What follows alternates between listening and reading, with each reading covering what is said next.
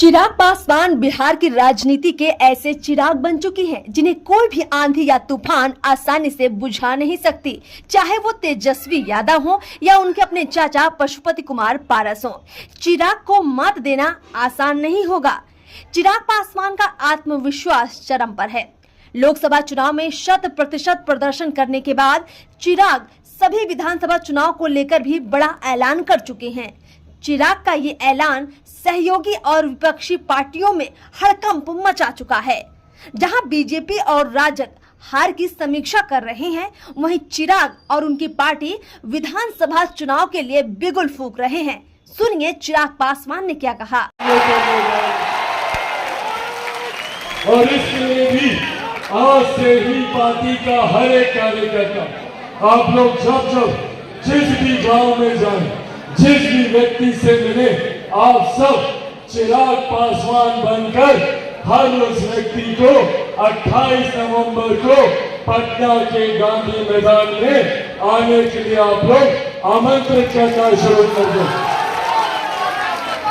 बनेगा चिराग पासवान, दीजिएगा सबको जानकारी।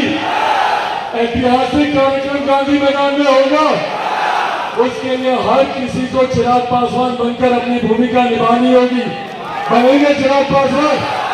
ऐसे नहीं, दोनों हाथ उठाकर बताइए, बनेंगे चिराग पासवान? बनेंगे चिराग पासवान?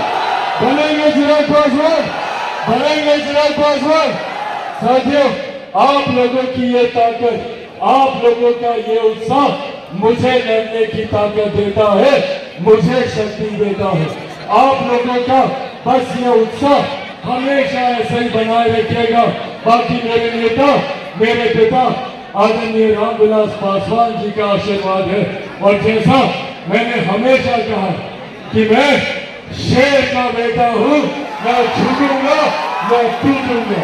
उसी सोच के साथ हम सबको शेर का बेटा बनकर आने वाले रंग के लिए अपने आप को तैयार करना है।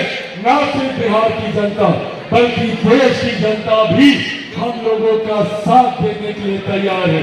आज एक और खुशखबरी आप लोग के साथ साझा करता हूँ।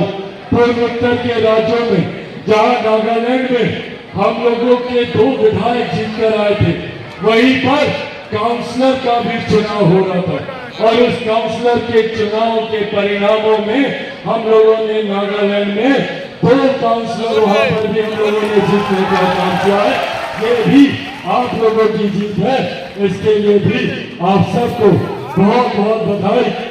चिराग पासवान लोकसभा चुनाव में उम्दा प्रदर्शन करने के बाद अब विधानसभा चुनाव के लिए अपने समर्थकों में जबरदस्त जोश भर रहे हैं। चिराग को जो अपना दमखम दिखाना था, वो 2020 के विधानसभा चुनाव से लेकर 2024 के लोकसभा चुनाव तक दिखा चुके हैं।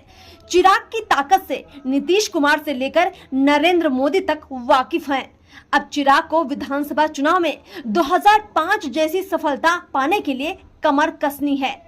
बिहार में एनडीए की सरकार बने, लेकिन उसका एक स्तंभ लोजपा भी रहे। इसीलिए चिराग 20 नहीं, कम से कम 50 सीटों पर चुनाव लड़ने की तैयारी कर रहे हैं।